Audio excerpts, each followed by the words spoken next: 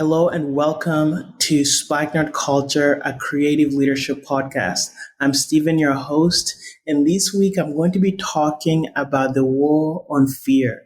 The reason I'm talking about that is because right now, as many of you know, India is being hit with a massive second wave, and it's just devastating communities. And I'm actually on the ground in Delhi, and I am working with Project Life and other organizations and ministries trying to figure out a way we can help those who are being really affected on the ground. The reason I wanted to talk about the war on fear is because I believe that many people have been left really struggling with these challenging situations, are really bringing up questions and they never had to think about before. And in these situations, fear can be a response that comes because of the circumstances and including myself, I've lost a lot of people, and many of you have lost a lot of people. So it can be a confusing time. And I really wanted to step in because one of our values at Spikenard is to really encourage, is to strengthen leaders. And one of those things that many people really miss is that the core word in encourage is courage, is to give people courage. So what I mean by that is that if you're trying to encourage someone, it's because they don't have the courage maybe to face what they're going through. In a sense, like the opposite of encouraged is discouraged, meaning someone doesn't have courage. And the word courage, has a root word in heart. So have heart, take heart in this season, take heart in whatever you're going through. And that's exactly what we want to do at Spikenard is we want to give courage. We want to give people heart to face what they're going through in this season. And I believe that one day we're going to look back at this pandemic. We're going to look back in 2020, 2021, and we're going to ask ourselves, what did we do? Because sometimes we don't think 5 years in advance or 10 years in advance. And most of us will be faced with our children or people who maybe didn't go through this phase. And they will ask, what did you do? What did you do during that season? And that's what I want to really talk about, because I believe that as we are faced, with this season of many challenges and different things happening, I think that many people are not really taking to heart these questions. And I'm here to say that you do not have to, in a sense, cave to the pressure and to everything happening around you, and to really say that it is possible to have courage. It is possible to take action, even in our grief. Like this last week was one of the hardest weeks for me. I lost one of my dear friends, Dr. Permanus, and I lost another friend, Josiah. He lost his wife who had just given birth to a baby, and that really broke me. And I think that's actually it was a tipping point, I think, for me, because, like, of course, I've had other people who have gone to be with the Lord. But this one really hit me, and I just was left in tears, broken, really asking some of these tough questions. And that's kind of where I really started to really see that even in this season, an opportunity to press in and to ask the Lord, how can we be used? Because if I'm going through this, then other people are going through it as well. And so that's the same question I would ask you as a leader or as a person listening to this podcast. What are you doing to those people around you? What are you doing to your city to make it different at this moment? Because like I said, people 5 years from now, they'll be asking, what did you do to your community? And I want to encourage our Spikenard community. I want to encourage our listeners. If you're listening, just like ask yourself this question and ask, what can I do? What's my role to play? One of my favorite scriptures, like I really like to look at in this place, is Proverbs 12:25, that says, "An anxious heart weighs a man down, but a kind word cheers him up." I'm going to read that again. Proverbs 12:25, "An anxious heart weighs a man down, but a kind word cheers him up." And that's exactly what we want to do at Spikenard and myself on this podcast is I want to encourage, I want to cheer you up, and I want to challenge you to also be someone who would be an encourager, someone who gives courage to your community. Because I just think that for such a time as this, what if we rose up and said, we're going to stand up and we're going to be remembered as ones who gave courage to our city, give courage to those who are suffering and those who are literally going through the dumps right now. So I want to really look at even what we're doing with Project Life. I mean, so many stories, like the way this story started, it started with Indian Coffee Culture's founder, Manoj Paul, talking with a few friends at a table, and he wanted to do something right for the community. Had a few calls with some people, called his friend Nehemiah, and pitched the idea. And then like Nehemiah, and then like started making calls to different people, and just rallied people around them. And the original idea was really for those who are struggling with medicines, right? Because at this point, medicine is so expensive, right? There's so many people who don't have medical care or who don't have a way to get access to oxygen and other things like that. And so they decided, why don't we do something about that? And that's where Project Life was really born, on a mission to save lives, on a mission to give courage to those who are suffering. And we've had so many testimonies of people being locked in houses, and Project Life's delivery being the only medicine they can get. We've had different reports of where someone from a different city like Hyderabad calling in, and us being able to connect them to different oxygen suppliers. And we've had myself even going into people's houses, and giving them concentrators, oxygen concentrators that are able to help them and to save lives. And hearing like all these people saying, man, you guys are angels, you guys are sent from heaven, giving people courage in a time of need, and telling them, if not by words, by our actions, we're able to say, hey, we're with you. We're going to stand with you. I got COVID in January, and I know I'm at that place where I've already got it. And to me, I had to make that decision about 2 weeks ago. Am I going to sit back because many people are like, hey, don't go, right? Don't do this.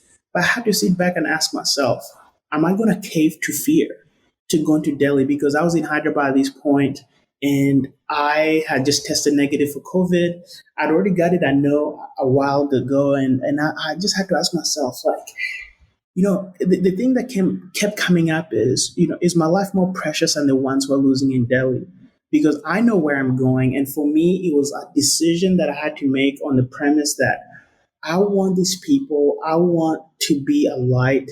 And I know if I don't do this, if I don't go to Delhi and I help in the most time of need, I will regret this decision.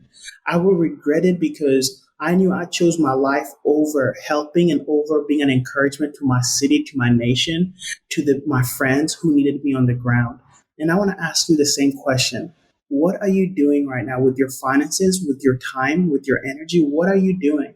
Are you being that person who is, helping and giving that kind word to cheer people up for those whose hearts are weighed down in this season, for those who are losing their husbands, wives, And the thing we did was we came up with different challenges, for Spikenard, where we came up with the Lighthouse Initiative, where we really wanted to pray for people to like just give words of encouragement to the prophetic through their arts, and then also do provision, give people provision for what, they might have a need for. And I want to challenge you, to also do that. Send voicemails to the people you love, the people who are going through different things. You don't know how much that kind word might do, because the way to like really press into that place of waging war on fear is through courage. That's my answer. My answer for you, if you want to make war on fear today, starting right now, is courage. Is stepping out and doing something that's outside of your comfort zone and saying, I'm going to be one who gives courage to my family, to my city, to my nation. And also, for us, I think we have to look at practically what can we do. For personally, I just want to mostly speak to people who are maybe struggling right now, because it's not just, I don't want to say like everyone is going to be doing something like, hey, go be active in the community. Some of you are really struggling. Some of you have really lost someone, and you're really struggling with fear, anxiety, and worry. And right now, the thing that you can do is really cast your cares on the Lord. Cast your cares on the Lord, because like you really, in a sense, like he's the one who gives peace. And the thing is, it's like, I want to read this, Philippians 4, 6, and 7, because it's like it's something that really gives me a lot of hope. So he says, do not be anxious about anything, but in everything, by prayer and petition with thanksgiving, present your requests to God, and the peace of God, which transcends all understanding, will guard your hearts and your minds in Christ Jesus. And that's my encouragement to you today. If you're anxious, if you're going through worry, you have, by prayer and petition, right? With thanksgiving, think of the things that you're grateful for, Present your request to God. Present yourself to God, and the peace of God, when you come to the Lord, His presence, His peace, will guard your heart and your mind. And your mind right now might be attacked. You might be going through it, but I know the Lord will meet you. Even in your weakness, He's going to meet you and encounter you and give you hope and give you life that you can give to other people. And I want to just say this practical things, that you can do, especially if you're going through like a really hard time. And I'm just going to share a few tips that we're doing here at Spikenard that you can also incorporate in your life or join us. I mean, we have different opportunities. We have Zoom calls. We have a community that meets on Mondays that you can join us for. But one of the things I would say is have fun. So for us, at the end of every, Spikenard gathering, Spikenard Collective gathering every Monday, we have games. And it might sound silly, but like just playing games with people, just having fun really does take away your thoughts from some of these things, takes away your fears and worries from some of these things.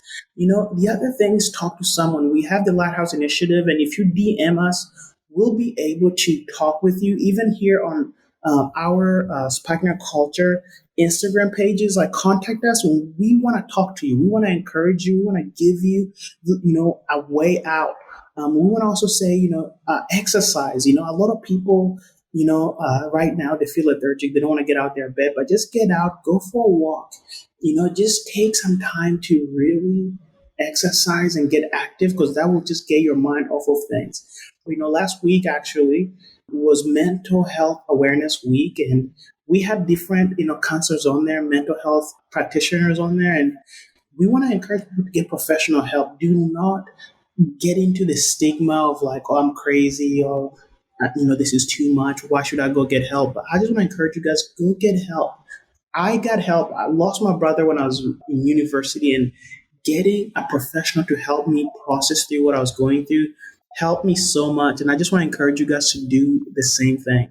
And then the last thing is something that we just released Jatamati Sentence. I would say, listen to some music, listen to some worship, listen to your favorite music, and just gather together and just worship. Like for me, when I worship, especially with other people, or get into a place of atmosphere, His presence really, one of my favorite scriptures is like Psalm 16. It talks about how in His presence, in the presence of God, is fullness of joy.